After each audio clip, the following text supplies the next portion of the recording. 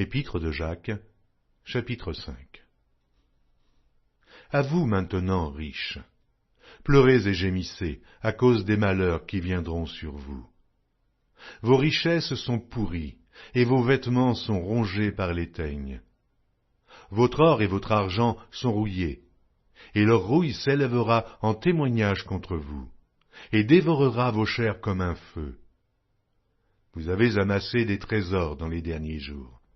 Voici le salaire des ouvriers qui ont moissonné vos champs, et dont vous les avez frustrés crient. Et les cris des moissonneurs sont parvenus jusqu'aux oreilles du Seigneur des armées. Vous avez vécu sur la terre dans les voluptés et dans les délices. Vous avez rassasié vos cœurs au jour du carnage.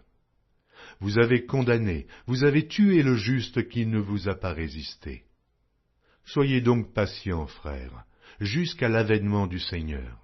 Voici, le laboureur attend le précieux fruit de la terre, prenant patience à son égard, jusqu'à ce qu'il ait reçu les pluies de la première et de l'arrière-saison. Vous aussi, soyez patients, affermissez vos cœurs, car l'avènement du Seigneur est proche. Ne vous plaignez pas les uns des autres, frères, afin que vous ne soyez pas jugés. Voici, le juge est à la porte. Prenez, mes frères, pour modèle de souffrance et de patience, les prophètes qui ont parlé au nom du Seigneur. Voici, nous disons, bienheureux ceux qui ont souffert patiemment.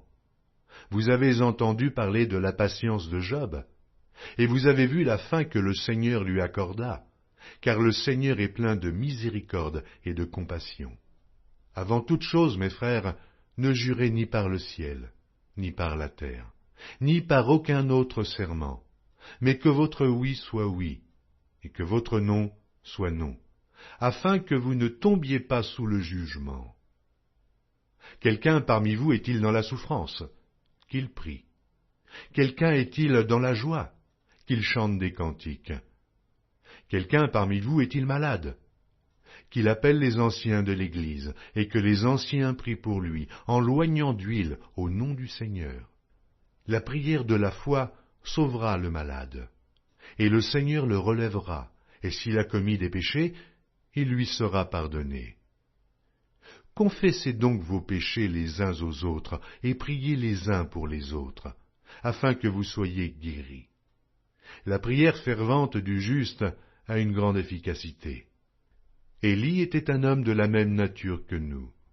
Il pria avec instance pour qu'il ne plût point, et il ne tomba point de pluie sur la terre pendant 3 ans et 6 mois.